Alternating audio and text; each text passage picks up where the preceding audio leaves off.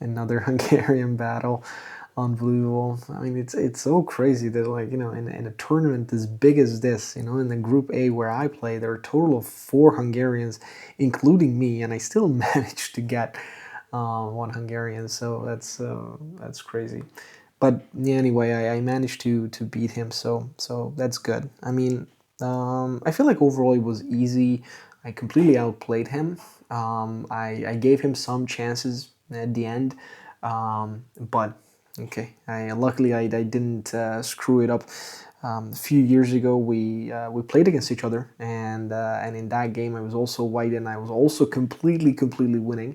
But I screwed that one up. So I kind of like had this thought in the back of my mind, during the game, especially when I was winning. But okay, this time I didn't jinx it. So so yeah, that's good. All right. Yeah, I mean, 4.5 out of 6, 4 more to go. We'll see. We'll see. So far decent. But yeah, okay, one game at a time. Let me show you how this one went. See you on the analysis board. I have no idea how this happened, but I faced a fellow Hungarian again. Now, I have history with this particular opponent because a couple years ago we played against each other and I was completely winning. Now, when I say completely winning, I was like completely winning, like plus 11, and I still managed to screw that up. So, yeah, the game ended in a draw, so I really wanted my revenge. So, let me show you my revenge. So this is round 6. My opponent is Bela Sheresh. He is a little over 2100, an FM, but of course he lost uh, quite some ratings over the years. And in this game, I decided to start with 1c4. So in our previous game, I played knight of 3. So this time I just want to mix it up a little bit. Knight f6, g3, g6, bishop g2, and he played c5, knight c3, knight c6, knight f3, bishop g7, nothing really new so far. I played d4, c takes d4, knight takes d4, castle, castle. And this is where basically the theory starts. Now, there are quite a few, main moves here. One is the pawn sacrifice line with d6. This is also quite well known. The other one is knight takes d4 and then d6. That's also very common. The other one is knight g4. That's also very common. By the way, this was the line that I was mainly preparing for. He had some games here, so this is the main line, or this is the line that I expected. I checked pretty much all the lines, but this was the main one that I expected.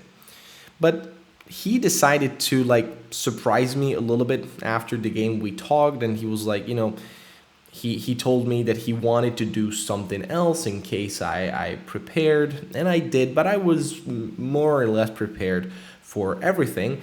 Even though I was, I guess, somewhat, well prepared, but he still managed to more or less surprise me with queen b6. Now, I was a bit surprised and I wasn't fully prepared for queen b6, but I feel like this is a good surprise.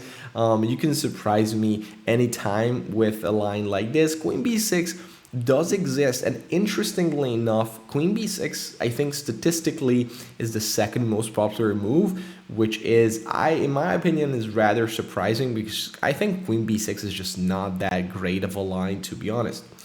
Now here, white has two moves. I followed the main line, so I knew a little bit about this line, of course, but I didn't really know everything about it. But again, I don't think I need to. So I played the main move, which is knight c2. The other one is knight b3, which is also fine because after knight b3, I can play immediately bishop e3 to gain the tempo. Now, it's not a true tempo gain. Like, I mean, it is, I am gaining a tempo, but at the same time, black forced my knight away from the center, so I'm going to lose it back. eventually, but still. So this is the other line. I like this knight c2 setup. Knight c2, d6, and now b3. So here again, black can do a couple of things. One is bishop e6, let's say. But now I have e4, and I believe that white has a slight edge here, just due to the center. And also another line is bishop d7, also very natural. And now I can develop with bishop b2. I'm going to be able to trade off your dragon bishop or king's Indian bishop, whatever we want to call it. So this is also nice, but he played the move queen a5, which is also quite popular. Now bishop d2, queen h5. Now this is I would say, just off of principle, right? This is a line and this is a move or strategy, again, whatever you want to call it. It just simply cannot be good. Like, this is move 11, and black already played queen b6, queen a5, and queen h5, which is like it's just too much, right? Like, too many queen moves, and it's just not ideal. And for what? Maybe you want to go bishop h3, maybe you hope for some sort of a knight g4, and then you have some sort of an attack, but it's just really, really underwhelming, to be honest. And white has a strong move here that I found, but this is also very typical in this structure, so it wasn't that difficult. I played the move e4. So every queen trade is good for me, just again because of development advantage, center advantage, or like space advantage. And again, black has to make another queen move with the trade, so that's also very good for me. So losing all the tempos for pretty much nothing, and in the meantime white was able to develop and improve the position slowly but surely. He played bishop g4, which is expected, I guess, and I played f3. Now it looks a little bit weird to close the bishop, or like, now the bishop on g2 is not that great, but I mean, in the long run, I'm going to be able to open it up with like f4 and moves like that. And if you play bishop h3, which is the move that I expected, you're going to trade it off for me anyway. So let's say bishop h3, let's say I go queen e2, bishop takes, king takes, and this, I would say it's a very, very comfortable position. Structural advantage, better pieces. Queen on h5 is really awkward. Again, you make 3 queen moves just to put the queen on h5, and you don't really achieve anything with that. So this, I would say, this is easily a better position for me. Another way to play is by going back completely to d7. If I'm not mistaken, there was a game by MVL. He was white, and I think, if I'm not mistaken, his opponent was Shugurov. I think it was Shugurov. They had a game like this, but this is just still not that great. After 93, I feel like white has an obvious edge. Now my opponent played bishop e6 instead. This is potentially even worse than bishop d7 or bishop h3. And honestly, I like my move. So my next move, I mean, because I wanted to play something like knight e2 to take advantage of the queen on h5, and now also the bishop on e6 is also rather awkward. And I was like, okay, knight e2 is a nice idea, it's great, it's looking nice, but can I do it more actively? And I think the answer is yes, absolutely. And I did. I played knight d5, and the thing that I like about this is that if you get rid of my knight, your queen just stays on h5. And I mean, that's overall was my idea with knight d5, is to basically cut off the queen's escape route, right, on the 5th rank. So now the queen on h5 is really, really awkward. Knight f4 is a problem. Sometimes g4, I can even trap the queen now. So it's a very tough situation. And I was already, I felt very comfortable here. I had a lot of time on my clock, which is rare. And also my opponent was just thinking and just burning time. It was just tough to make a good move. Just tough to make a move, to be honest. Now he, like sweat out this G5 move out of him, which is also like, if G5 is the only move, or is a move, then black is definitely in trouble. So I just naturally improved the position. I didn't really want to like win immediately. I was looking for like winning moves or winning sequences, but there are none. And so in these situations, I feel like, you don't have to overcomplicate things. You just want to slowly but surely again develop and improve your pieces. So I just moved my knight a little bit further, because on c2 it didn't really do too much. We just moved it forward. So knight f5 is coming as well. Let's say rook d8, and I played rook c1. I think it was again great. Moving out of the long diagonal makes sense. Preparing bishop c3 again makes sense. Rook fe8, and then again bishop c3. So every single move of mine is just good, very like logical follow-ups, right? Improvement. Now he played knight d7, bishop takes g7, king takes g7, and I go queen d2. Again, I'm not overcomplicating things. I'm just building my position. Now this is already like +2 or +3 actually. Like black has no real concept in the position. Black has bad pieces, bad structure, bad king. Everything looks quite bad. Now, and again, of course, he was quite low on time, because he was basically, spending a lot of time just to stay above water. And yeah, it was just tough for him. Knight d e5, and I went with f4. I think f4 was good. Of course, I win a tempo. Another good move could have been like b4, maybe arguably even stronger, to attack on that side as well. Kick the knight away. This b4 would have been very interesting. I actually considered it, but I felt like, f4 is such a straightforward line that I was just convinced that it's enough. Takes, knight g4, and I had this pin with bishop f3. Again, I really like this bishop f3 move. Was it the very best move? Maybe not. Maybe arguably knight takes g4 was better. And then a very typical rook lift is coming. Let's say if you go something like queen g4, I have rook c3. So this one was also quite nice. I can play rook g3, queen b2. There you always have to pay attention to knight c7 double attacks. It's a tough position to be in, very tough position to be in. Now, I played bishop f3. I really like this move because now you have to pay attention to like f5s and moves like that. So now the queen again on h5 is in trouble. Bishop on e6 again, super awkward. Of course, I'm using basically throughout the game, the queen on h5 and the bishop on e6 were the problem. So here he made, I think, the final mistake.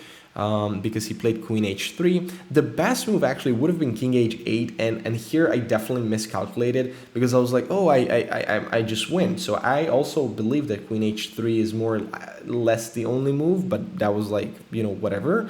Because I was like, okay, king h8, but I have f5, but it's actually not that clear, because now rook g8.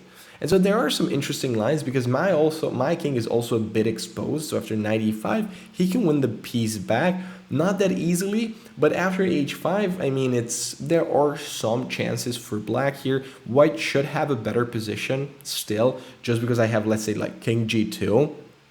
And then, I can also use the h-file. But I feel like, now I did give black a little bit of a counter chance, maybe. But of course, f5 is not like fourth. I don't have to play f5. I can just again go with b4 if I just want to keep the structure intact. I think that's good enough, and this is still crushing. But he went with queen h3.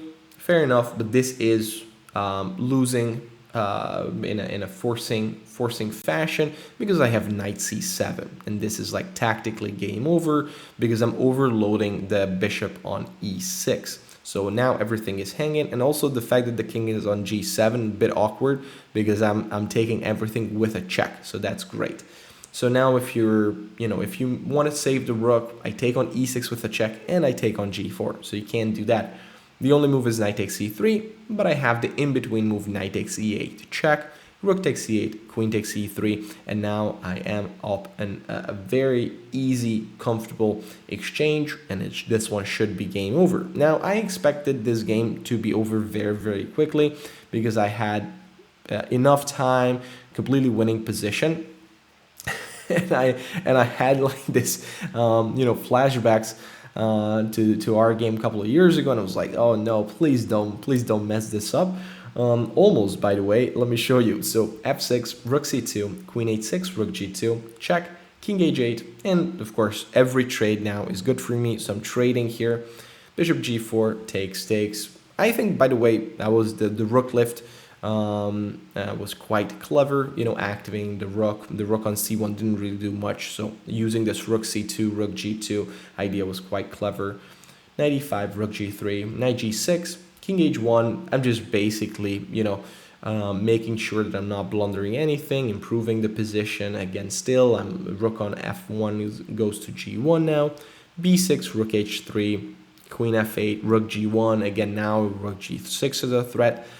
Queen f7. To be fair, I expected him to resign, but he kept on fighting. Again, maybe he was hoping for the same thing that happened to us or to me in that game a couple of years ago. But yeah, I expected him to resign. But of course, I mean, he has every right to fight, and he should, of course.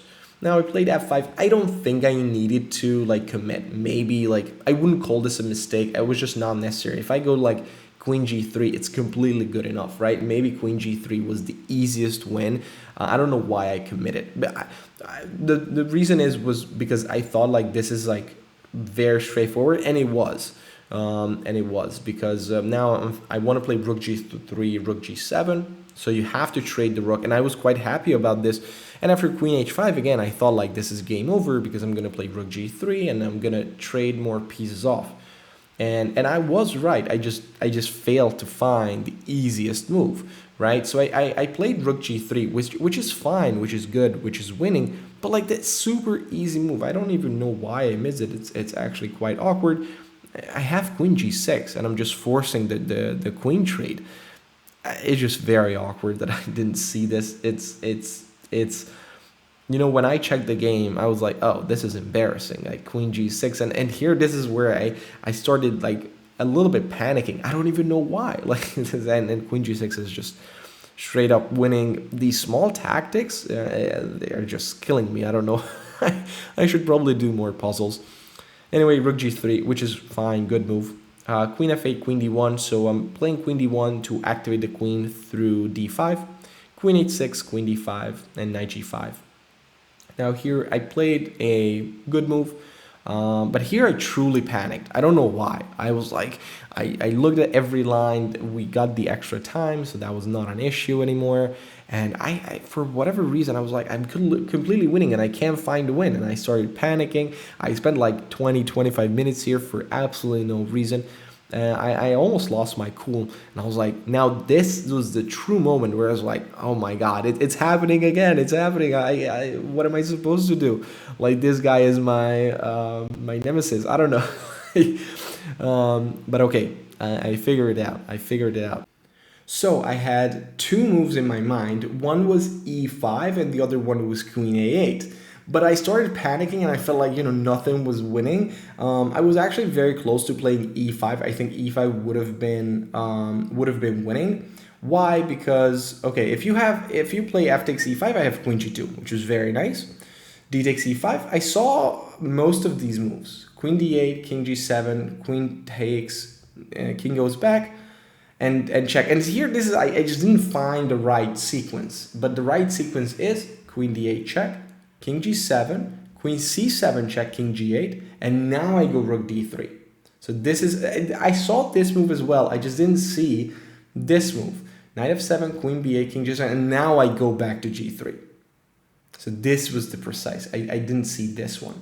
Because knight g5, and now I can take this with a check, king g8, and now I can take this one as well, go back to e3, and now there's nothing to worry about. So this is, I saw most of it, but I didn't see the other rook move back to g3. That would have been really nice. But what I did was also completely fine. I ended up playing queen a8 check, king g7, and of course king g7 and queen e8. I still win the pawn. Now the concern is that if I can somehow bring the queen back, so I don't have to worry about perpetual, but I found a very easy way to bring the queen back into the position. Queen e6 check using the pin, king g7, and I just simply go queen d5. I don't want to be too greedy. I just want to make sure that my queen returns safely, and now I just want to cover all the checks. Queen c1, rook g1, queen f1, rook f1. Queen g3 would have been more precise again. At this point, I got into time trouble again, my second time trouble, this one was the first real time trouble. In the first half, I didn't really. In the last move 38, move 39, I was a little bit lower in time, but this was the real first time trouble actually. And here I couldn't really be too precise, but this one would have been real nice because now I'm gonna play queen g4 and or h4. You don't have checks, and so again I'm forcing the queen trade. Every queen trade is a win on the spot. So, but I played rook f1, which is just as good. Queen g4, queen e3, queen h4, and then just now in this position I stabilize. Nothing is hanging, and I'm winning. And here I was quite confident. h4, the only move to stay in the game, not for long, but still stays in the game somewhat, is knight f7. But he decided to give a check on d1, made my life a little bit easier because I have king h2, knight f7, but this is the move he missed. Queen goes back to g1, very smooth, and I can trade the queen off, and now I win, and he resigned. He got a little mad here. It was like, oh, if I don't miss this, maybe I can draw. I was like, that's ambitious, and also not true. But and also I felt like I completely outplayed him throughout the game, so it was a weird thing to say. But yeah, I mean, I take it. I got my revenge. So yeah. All right, guys. So that's it for this game, round 6. I won. Yeah, I hope you liked it. I hope you enjoyed it. I hope you learned something as usual. And I will see you in the next game. All right. Take care, guys.